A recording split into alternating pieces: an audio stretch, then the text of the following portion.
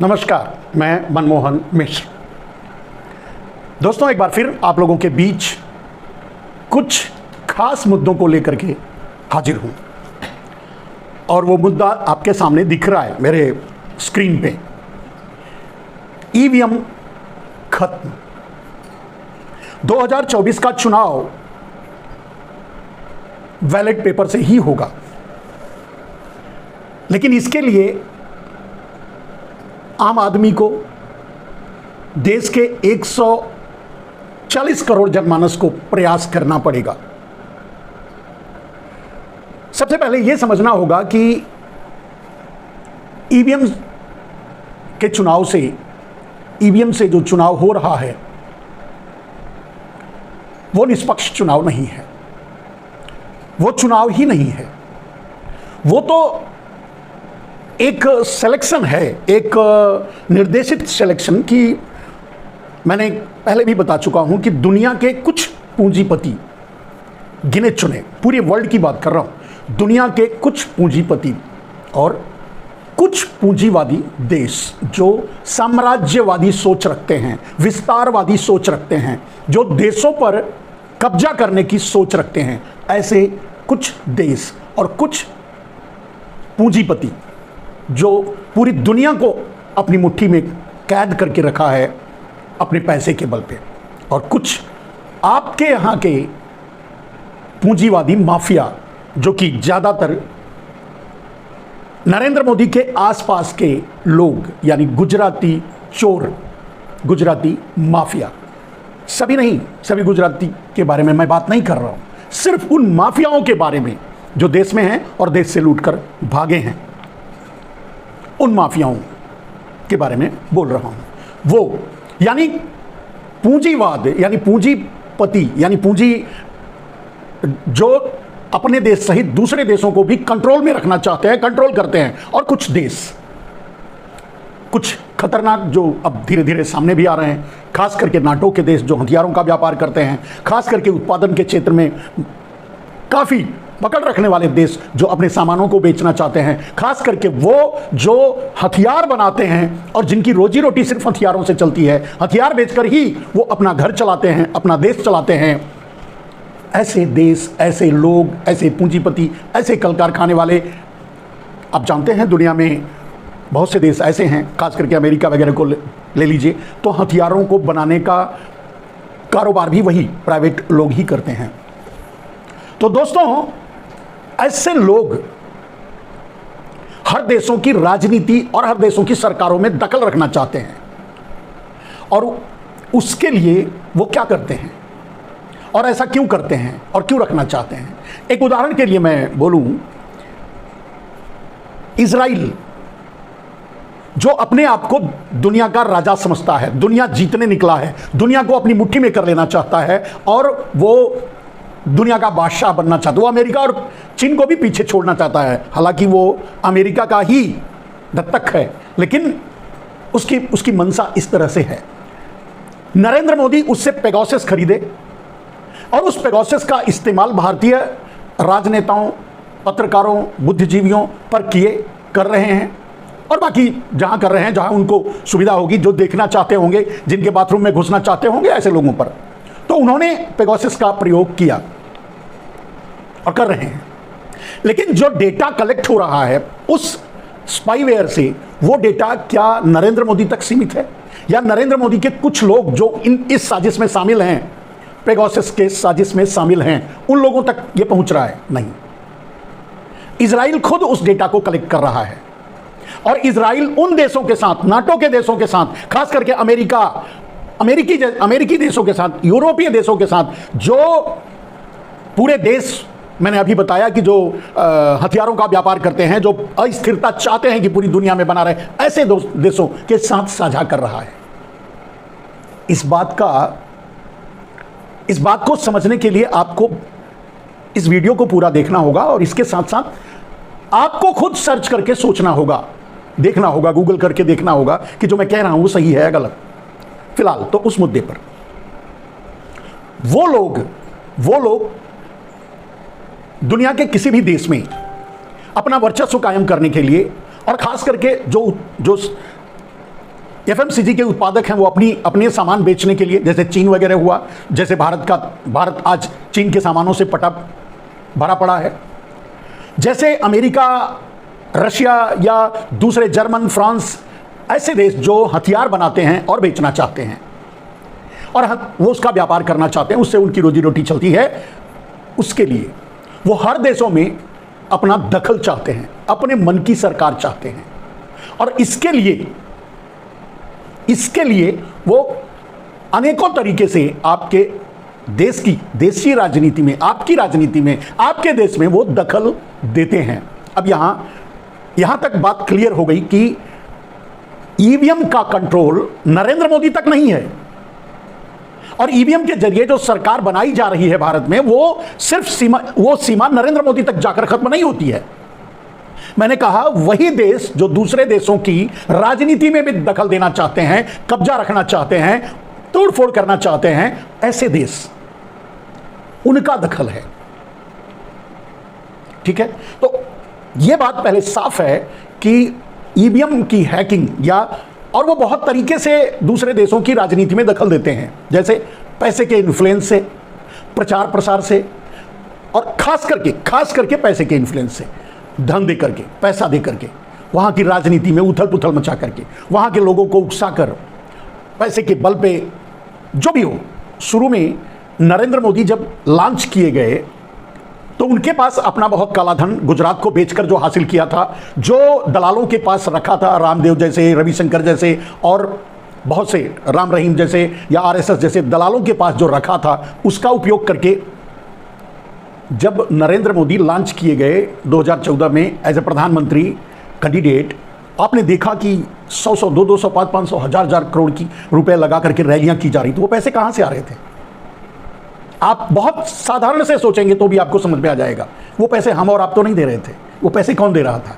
वही कुछ माफिया, चोर, पूंजीपति जो देश के हैं और विदेशी ताकतें, वो पैसे लगा रही थी।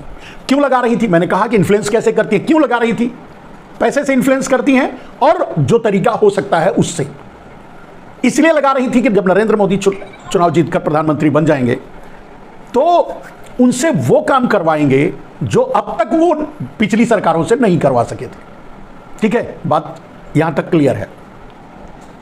अब ये समझिए, पहले थोड़ी सी बात ये बता दूं कि मैंने कहा अमेरिका, फ्रांस, जर्मन या जो नाटो के देश हैं वो, और अपने देश के कुछ चोर, पूंजीपति, भगोड़े और गद्दार जो पूंजीपति हैं, माफिया हैं वो, और दुनिया के कुछ पूंजीपति जो हथियारों का व्यापार करते हैं, हथियार बनाते हैं, हथियार बेचते हैं, दवाएं बनाते हैं, दवाएं बेचते हैं, या जिस तरह से भी मतलब, और खास करके एफएमसीजी के आइटम, जैसे चीन जैसे देश जो अपना एफएमसीजी का प्रोडक्ट, जैसे चाय हो, तेल हो, नमक हो, हल्दी हो, धनिया हो, सब कुछ भारत में। अभी आपने देखा लहसुन के बारे में भी, आप सोशल मीडिया में देख रहे होंगे कि चाइनीज़ लहसुन खाने से क्या होता है, इंडियन लहसुन तो वही इसी तरह से इन्फ्लेट करने के लिए ये सब किया जाता है।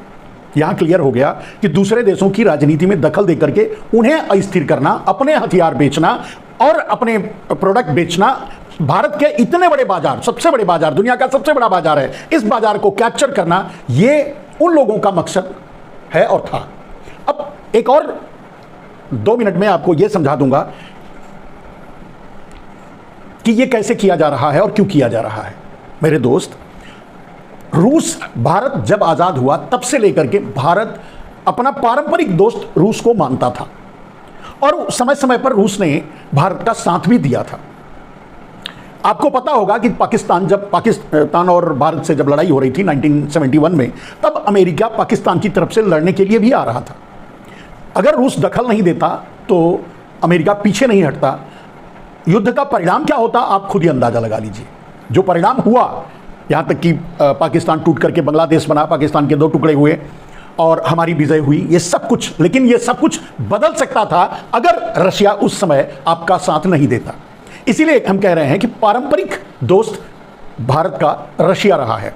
हथियारों की खरीदारी भी ज़्यादातर भारत रशिया से करता रहा है। रशिया भी एक हथियारों का उत्पादक देश रहा है। लेकिन दुनिया में यह होड़ लगी हुई थी कि भारत के बाजार पर कब्जा कौन करेगा। उस कब्जा करने की लड़ाई में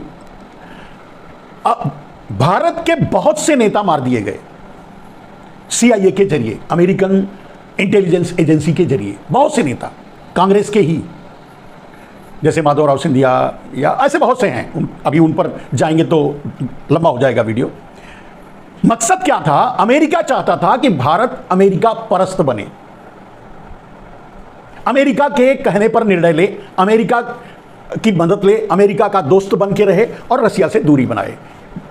अमेरिका ये चाहता था, भारत ऐसा नहीं कर रहा था। और ये पूरी ताकत लगा देने के बाद, भारत में कत्लेआम मचा देने के बाद, जैसे मैंने कहा कि CIA के जरिए अमेरिका राजीव गांधी को भी मरवाया श्रीलंका की मदद करके, श्रीलंका लिट्टे की मदद करके। इसी तरह से मैंने कहा माधवराव सिंधिया हुए, राजेश पायलट हुए, या और भी बहुत से लोग हैं, इस समय उन पर नहीं जाएंगे, जिनको यहां तक कि इंदिरा गांधी के कत्ल में भी CIA का हाथ था, अमेरिका का हाथ था। और उसका मकसद सिर्फ ये था कि भारत के बाजार पर कब्जा करे, भारत को अमेरिका परस्त बनाए, और उस मकसद के लिए वो ये सारे कत्लेआम कर रहा था। उसके बावजूद भी भारत कभी भी एक पक्षीय निर्णय नहीं लिया, अमेरिका का पिछलग्गू नहीं बना, अमेरिका के गोद में जाके नहीं बैठा, अमेरिका से दूरी बना के रखा और रशिया से दोस्ती बरकरार रखी। यह काम मनमोहन सिंह तक चलता रहा। जब मनमोहन सिंह के बाद अमेरिका को लगा कि ऐसा कुछ नहीं हो सकता, क्योंकि मनमोहन सिंह पढ़े लिखे एक समझदार प्रधानमंत्री थे, अब एक ऐसे मूर्ख प्रधानमंत्री को ढूंढना, जिसे ऐसे आदमी को ढूंढना जो मूर्ख हो और महत्वाकांक्षी हो, किसी भी क्राइम को करने से ना डरे, किसी भी हद तक जाकर के हमारे मंसूबों को पूरा करे, इसमें नरेंद्र मोदी का चयन हुआ। पहले भी अमेरिका जाके आ चुके हैं, जब वो भीख मांगते थे तब, फिर किसी तरह से इन्फ्लुएंस करके, हालांकि उस इन्फ्लुएंस में अटल बिहारी वाजपेयी भी थे, लेकिन वो भी उतना अमेरिका की तरफ झुके नहीं। बहुत से कामों को करने की कोशिश की, मांगों को मानने की कोशिश की, लेकिन उतना नहीं गिरे जो अमेरिका की जरूरत थी। उसके बाद सरकार बदली, आप जानते हैं क्या हुआ। मनमोहन सिंह तक की बात कर रहा हूं। मनमोहन सिंह के बाद नरेंद्र मोदी को प्रोजेक्ट किया अमेरिका ने भारत में प्रधानमंत्री लॉन्च करने की, और वो सारी विधाएं आप देख रहे हैं। शो सामने से किया गया कि अमेरिका तो नरेंद्र मोदी को पसंद नहीं करता, और यहाँ ये शो किया गया कि नरेंद्र मोदी ही मसीहा हैं और हिंदुत्व को आगे ले जाएंगे वगैरह वगैरह। ये गेम था जिसको अमेरिका बखूबी प्ले किया और सफल रहा। अंत में अंततोगत्वा नरेंद्र मोदी प्रधानमंत्री की कुर्सी पर पहुंच गए। आते ही आपने देखा कि उन्होंने जितने निर्णय लिए सबके सब अमेरिका परस्त था, चीन परस्त निर्णय लिए। और यही अमेरिका और चीन के बीच में समझौता हुआ था कि FMCG का बाजार आपका, और हथियार आपसे भारत चीन नहीं खरीदे, हथियार आपसे नहीं खरीदेगा, तो हथियारों का बाजार हमारा। अमेरिका और चीन ने आपस में समझौता कर लिया था। दोनों का प्रोजेक्ट था जो भारत में नरेंद्र मोदी के रूप में आपके ऊपर प्रधानमंत्री के रूप में थोपा गया, जो आप सामने देख रहे हैं प्रधानमंत्री के रूप में। मेरे दोस्त, फिर उसके बाद वही हुआ भारत में जो अमेरिका चाहता है। यानी आज हम और आप अमेरिका की गोद में बैठे हैं। रसिया से दूरी भी बन गई। रसिया अब पारंपरिक दोस्त भारत का नहीं रहा, दिखाने के लिए छोड़ दीजिए, सच यही है। रसिया पाकिस्तान को भी सपोर्ट करता है, अच्छे तरीके से सपोर्ट करता है, प्रोजेक्ट वाइज सपोर्ट कर रहा है। रशिया चीन से भी हाथ मिला चुका है अंदर अंदर, क्योंकि भारत उसकी दूरी उससे बन गई तो रसिया क्या करेगा। इसमें रशिया का दोष नहीं है, इसमें नरेंद्र मोदी के काल का दोष है, नरेंद्र मोदी के प्रधानमंत्री होने का दोष है। तो दोस्तों, ये बातें आपको अब समझ में आ गई कि क्यों आपकी राजनीति में विदेशी दखल देते हैं और वो क्या चाहते हैं। आपने देखा कि भारत अब रसिया से कम फ्रांस से, जर्मन से, अमेरिका से, इंग्लैंड से, इन देशों से, नाटो के देशों से हथियार खरीद रहा है, जिसके लिए अमेरिका और चीन ने समझौता किया था। वो उसका मकसद पूरा हो गया। दूसरा, भारत का बाजार नरेंद्र मोदी ने चीन से पाट दिया, चीन के सामानों से पाट दिया, वो भी आपने देखा। शुरुआत अगर किया जाए तो आपको याद होगा कि भारत में जब जियो लॉन्च हुआ तो जबरदस्ती आपसे, जबरदस्ती का मतलब यही है कि आपको अगर कंडीशन ऐसे डाल, एक मोबाइल आपको खरीदने के लिए कहा गया जिसमें जियो डाला, जियो का सिम आप डालेंगे और जियो का सिम तभी चलेगा जब वो मोबाइल वोल्टी होगा। उसके बगैर भी मोबाइल चल रहा था, उसी मोबाइल में डाला जा सकता था। लेकिन ये परसेप्शन क्यों बनाया गया, ये सॉफ्टवेयर क्यों आपसे डलवाया गया उस मोबाइल में, और आपको मजबूर क्यों किया गया कि आप वोल्टी मोबाइल खरीदें। अब उस समय वोल्टी मोबाइल बना रही थी चाइनीज कंपनी वीवो और दो चार जो भी कंपनियां, Xiaomi और वीवो और एक दो जो कंपनियां थी, चाइनीज कंपनी बना रही थी। यानी इनडायरेक्टली नरेंद्र मोदी ने अपने मित्र अडानी के, अंबानी के साथ मिलकर के आपको मजबूर कर दिया कि आप वोल्टी मोबाइल खरीदें, तभी आपको फ्री डेटा मिलेगा उस समय। अब तो फ्री नहीं मिल रहा है क्योंकि वो वसूली हो चुकी है, जिसमें कम से कम 5 लाख करोड़ से ज्यादा का घोटाला किया गया, अंडरग्राउंड पैसे लिए गए और आपको मजबूर किया गया, आपके भी पैसे चीन को दिलवाए गए, चीनी कंपनियों को दिलवाए गए और आपको वोल्टी मोबाइल खरीदना पड़ा। काम तो यह था कि भाई 3000 का मैक्सिमम मोबाइल आप खरीद सकते हैं, लेकिन कोई 3000 का मोबाइल बहुत कम लोग खरीद रहे थे, बाकी तो सब वही 8000, 10000, 20000। अब आप अंदाजा लगा लीजिए कि अगर 100 करोड़ लोगों ने भी मोबाइल खरीदा होगा और एवरेज कोई 3000 का खरीदा होगा तो कोई 15000, 20000, 25000, 30000 का एवरेज, अगर आप 20000 भी मान लीजिए, चलो 10000 मान लो, तो कितना पैसा गया भारत से चीन।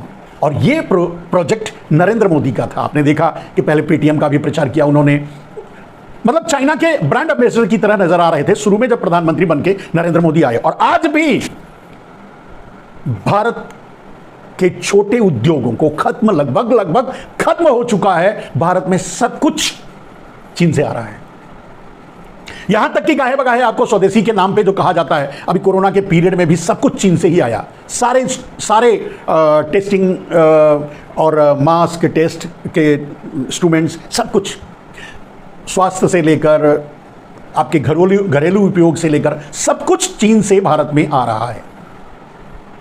कहने का अर्थ यह है मेरे दोस्त कि चीन, अमेरिका और दुनिया के कुछ खतरनाक पूंजीवादी देश, विस्तारवादी देश जो ये सोच रखते हैं कि दूसरे देशों को गुलाम बना के रखा जाए, सीधे नहीं, चढ़ाई करके, आपको जीत करके नहीं, ऐसे ही गुलाम बना लेंगे फाइनेंशियली। उन्होंने ये काम किया, वो अपनी जगह सफल हो गए, ठीक है। लेकिन अब सवाल ये उठता है दोस्तों कि मैं इतनी लंबी कहानी ईवीएम के मुद्दे पर क्यों सुना रहा हूं, क्योंकि आपके जैसे मान लीजिए नरेंद्र मोदी को आप पर थोपा गया तो ईवीएम के जरिए ही थोपा गया।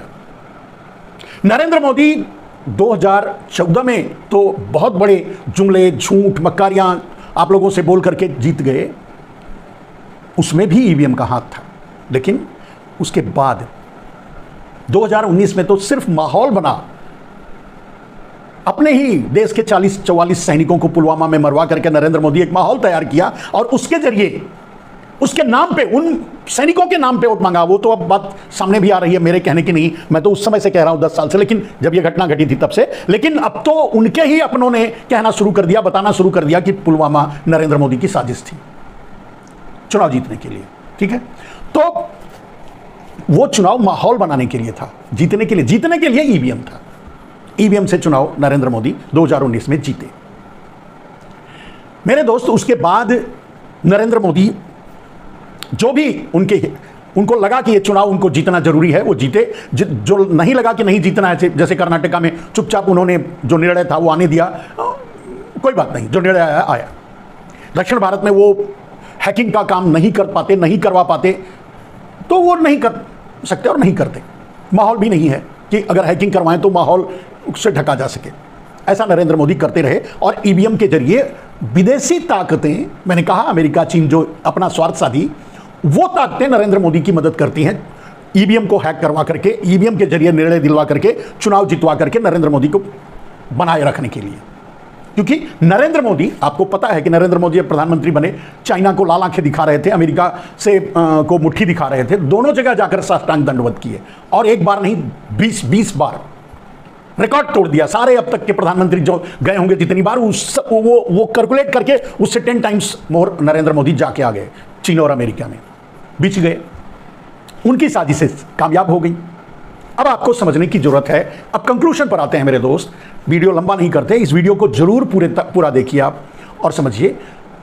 अब कंक्लूजन ये है कि अब भारत में जितने भी चुनाव हो रहे हैं वो ईवीएम से ही कंट्रोल हो रहा है, उसका रिजल्ट ईवीएम से ही आ रहा है।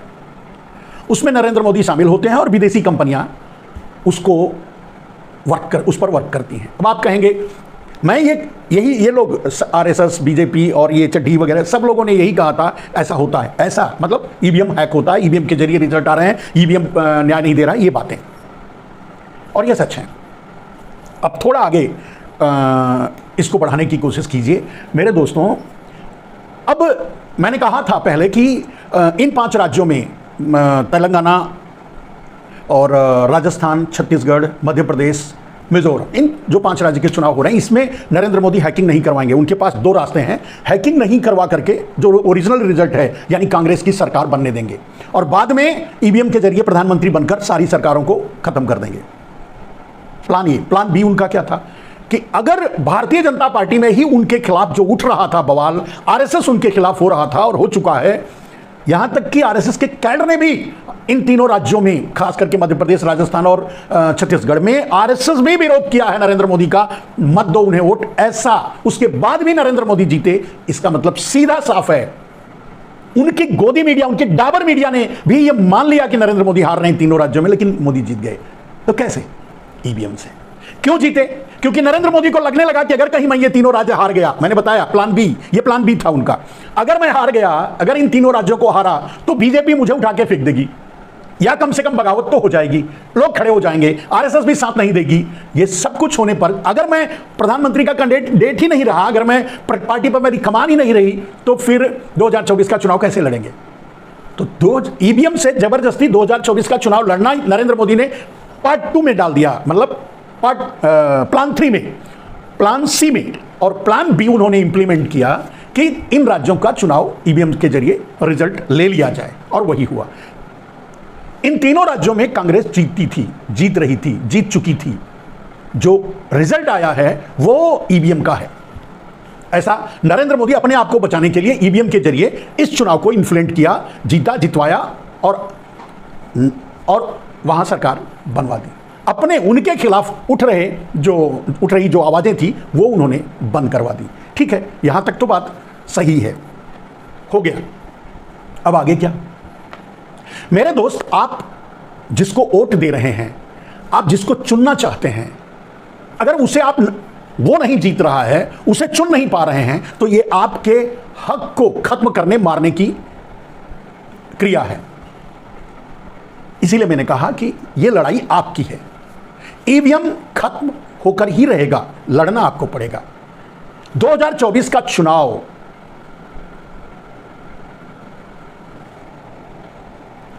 ईवीएम से नहीं होगा। 2024 का चुनाव बैलेट पेपर से होगा, यह आप मान के चलिए। लेकिन आपको भी प्रयास करना होगा। पार्टियां जो हैं, अलग अलग जो पार्टियां हैं, छोटे छोटे दल हैं, निर्दलीय चुनाव लड़ने वाले लोग हैं, या फिर कांग्रेस है, ये सभी मिलकर के प्रयास करेंगे, लड़ेंगे, मांग करेंगे और ईवीएम को बैन करवाएंगे। अब ईवीएम के नुकसान क्या हैं? मैंने अंतर्राष्ट्रीय नुकसान तो आपको बताया, ठीक है, अंतर्राष्ट्रीय नुकसान बताया, अंतर्राष्ट्रीय साजिश बताई, और ईवीएम के जरिए नरेंद्र मोदी को प्रोजेक्ट किया गया। नरेंद्र मोदी को आपके ऊपर थोपा जा रहा है, थोपा हुआ है, थोपा रहेंगे, आपके सर पे बैठे रहेंगे जब तक ईवीएम रहेगा। ये यहां तक तो आप समझ गए और आपको मैंने बता दिया। लेकिन आप एक बात और जो समझने की है वो ये है दोस्त, कि मान लीजिए आप नरेंद्र मोदी को ही वोट देते हैं, कोई बात नहीं, आप भारतीय जनता पार्टी को ही लाइक करते हैं, कोई बात नहीं, ठीक है, लेकिन ये ईवीएम का खतरा तब भी है। वो कैसे?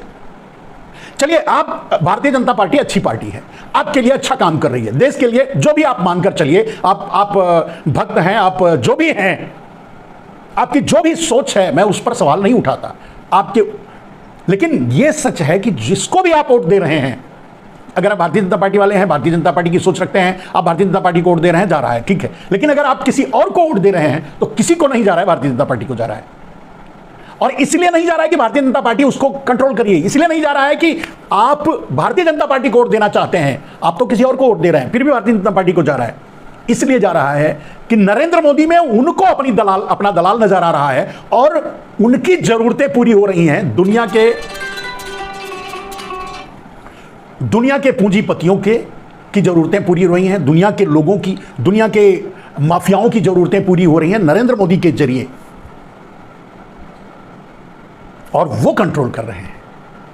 एक ठीक है, अगर आपको लगता है कि नरेंद्र मोदी ही सही हैं और आप वोट दे रहे हैं, कल को अगर उनका नुकसान होता है नरेंद्र मोदी से, अगर वो चाहते हैं कि नरेंद्र मोदी प्रधानमंत्री ना रहें, अगर वो देख रहे हैं कि नरेंद्र मोदी हमसे हथियार नहीं खरीद रहे हैं, किसी और से हथियार खरीद रहे हैं, आज नरेंद्र मोदी रशिया से हथियार खरीदें, अमेरिका से दूरी बना लें, चाइना के इंपोर्ट पर लगाम लगाएं, लगा सकते हैं, कोई बड़ी बात नहीं है, लेकिन नहीं लगाएंगे क्योंकि दलाली करते हैं चाइना की, तो लगाम लगाएं। आप देखिए कल का रिजल्ट जो होगा वो नरेंद्र मोदी के पक्ष में नहीं होगा, नरेंद्र मोदी हट जाएंगे, नरेंद्र मोदी प्रधानमंत्री नहीं रहेंगे, कोई और प्रधानमंत्री रहेगा। कोई और प्रधानमंत्री वो रहेगा जिसका चुनाव आप नहीं करेंगे, जिसको वो सेट करेंगे वही आपका प्रधानमंत्री रहेगा। देसी विदेशी चोर और देसी विदेशी, देश और देसी विदेशी माफिया और पूंजीपति, जिसको वो सेट करेंगे वही आपका प्रधानमंत्री रहेगा, समझ गए? और जिसको वो सेट करेंगे यानी वो उसका दलाल जब बनेगा तभी वो प्रोजेक्ट किया जाएगा भारत में प्रधानमंत्री के रूप में। यानी आप कभी भी अपने मन का प्रधानमंत्री नहीं चुन पाएंगे, समझ गया? मान लीजिए अगर आप ये मानते हैं कि नरेंद्र मोदी से अच्छा कोई नहीं, तब भी खतरा है, क्योंकि नरेंद्र मोदी आज नहीं कल अगर उनका विचार बदलता है और उन माफियाओं के पक्ष में हक में काम नहीं करते तो वो ईवीएम के जरिए उनको भी हटा देंगे और किसी और को लेके आएंगे जो उनकी दलाली करने के लिए तैयार होगा। आप बात की क्लियरिटी को समझिए, यानी जब तक ईवीएम रहेगा आप किसी को इलेक्ट नहीं कर सकते, आप किसी को चुन नहीं सकते, आप किसी को वोट नहीं दे सकते, आप अपना चुना हुआ प्रधानमंत्री नहीं अपने देश पर बिठा सकते। यह ईवीएम का खेल है, ठीक है? अब इतने खतरनाक चीज को आप कैसे रखना चाहते हैं? चलिए आज नहीं तो कल नरेंद्र मोदी को भी उठाकर अगर फेंक दिए वो लोग, मैं बीजेपी को कह रहा हूं, मैं भक्तों को कह रहा हूं, या जिनके दिमागों में गोबर भर गया है और वो नरेंद्र मोदी को अच्छा और मसीहा मानते हैं, उनको कह रहा हूं कि कल अगर उनकी निगाह में नरेंद्र मोदी की जरूरत नहीं रही तो आपके वोट देने से कुछ नहीं होगा, वो नरेंद्र मोदी को भी हटा देंगे ईवीएम के जरिए। यानी आप आज भी नहीं, कल भी नहीं, पीछे भी नहीं, आगे भी नहीं, कभी भी नहीं अपने मन का कैंडिडेट चुन सकते। आप अपने मन का एक विधायक, आप अपने मन का एक सांसद, आप अपने मन का एक मंत्री, एक प्रधानमंत्री, एक गृह मंत्री, या कुछ भी नहीं चुन सकते। जिसका चुनाव जो चुना जाएगा वो वही होगा जो उनका दलाल होगा, और वो ईवीएम के कंट्रोल से। अब इतने खतरनाक ईवीएम को आप क्यों रखना चाहते हैं? खतरा सिर्फ बीजेपी कांग्रेस को नहीं है, खतरा जो पार्टियां बाहर हैं सरकार से उनको नहीं है कि भाई उनके हक, उनको सत्ता भोगने का अवसर नहीं मिल रहा, ये रहे वो है, जो भी है वो छोड़ दीजिए, लेकिन आप जिनको चाहते हैं उनको चुना नहीं जा रहा है। मान लीजिए आपने बीजेपी को वोट दिया और वो उनके हित में नहीं है तो वो बीजेपी को वोट नहीं जाएगा, वो किसी और को जाएगा। कल मान लीजिए कांग्रेस उन लोगों से हाथ मिला लेती है जो इस देश की राजनीति को कंट्रोल कर रहे हैं ईवीएम के जरिए या दूसरे और जो भी माध्यम, पैसे और इन्फ्लुएंस के जरिए, अगर उनसे हाथ मिला लिया तो वो जीत जाएगी, वो सरकार बना लेगी। आपको तो पसंद नहीं है कांग्रेस, और कांग्रेस अगर सरकार बना लिया तो सोच के देखिए, खतरा सबको है। और खतरा यह है कि आपका हक मारा जा रहा है, आपका अधिकार छीना जा रहा है, आपके पसंद और नापसंद को दरकिनार किया जा रहा है, कुचला जा रहा है। आप किसी और को वोट दे रहे हो, वो वोट किसी और को जा रहा है, वो वोट उसको जा रहा है जिसको वो चोर माफिया चाहते हैं। आज मोदी को चाहते हैं, कल किसी और को चाह सकते हैं। आज आपका अगर नहीं चल रहा है, बस अगर आप आज अपने पसंदीदा कैंडिडेट को नहीं जीता पा रहे हो, आपका वोट जिसको आप दे रहे हो उसको नहीं जा रहा है, तो कल भी नहीं जाएगा। ये सारे इस पूरे वीडियो में मैंने, और भी बहुत से लोग हैं जो अपने तरीके से बताते हैं, इस पूरे वीडियो में मैंने आपको यह बताने की कोशिश की है कि कभी भी, चाहे बीजेपी रहे, चाहे कांग्रेस रहे, चाहे कोई और रहे, कभी भी आपका निर्णय नहीं आएगा। आप जिसको वोट दोगे वो नहीं जाएगा।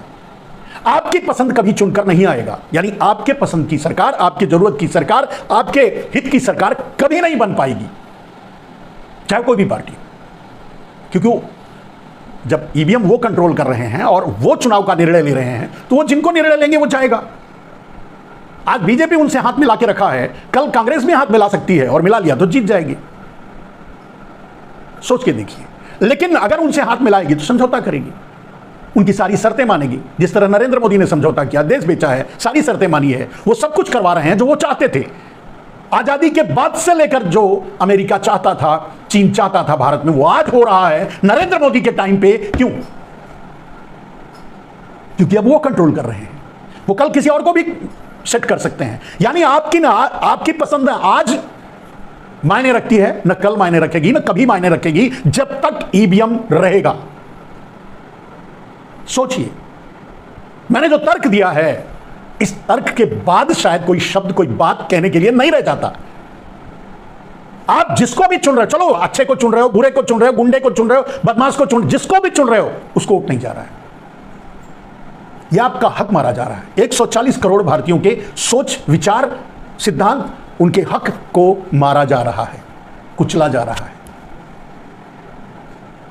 और आज नहीं, कभी भी आप अपने विचार, अपनी सोच का कैंडिडेट नहीं चुन सकते जब तक ईवीएम रहेगा। Should make the end anyway. EVM खत्म, यह पूरे देश के का विजन होना चाहिए। और 2024 का चुनाव बैलेट पेपर से होना चाहिए, तभी आपका वोट, थोड़ा बहुत लूट उस समय भी होगी, चुनाव आयोग की धांधली भी चलेगी, जो भी होगा, लेकिन इस तरह से आउटसाइडर्स, विदेशी ताकतें आपके हकों को कंट्रोल नहीं कर पाएंगी। आज जो विदेशी ताकतें चाहती हैं वही आप खा रहे हैं, आज जो विदेशी ताकतें चाहती हैं वही आप पी रहे हैं। आज जिस विदेशी ताकतों का जिस पर दया दृष्टि है, जो दलाल है उनका, नरेंद्र मोदी जैसा, वही चुनाव जीत पा रहा है। आज आपके लिए नरेंद्र मोदी अच्छे हो सकते हैं, कल नहीं होंगे, तो उनके लिए आपका कोई महत्व नहीं रखता। आप चाहेंगे नरेंद्र मोदी को देने के लिए, लेकिन वो चाहेंगे कि नहीं, अब नरेंद्र मोदी अपने काम के नहीं रहे, उठा के फेंको, तो फेंक देंगे। आपकी पसंद उस समय भी काम नहीं आएगी। इसलिए मैं भारतीय जनता पार्टी से, मैं पूरे देश के 140 करोड़ भारतवासियों से अनुरोध करूंगा, ईवीएम खत्म। अगर चुनाव आयोग जिद पर उतरता है तो पूरे देश को यह खुलेआम डिक्लेयर कर देना चाहिए कि हम वोट देंगे ही नहीं। चुनाव कैसे होगा? अगर ईवीएम है तो वोट नहीं। नमस्कार।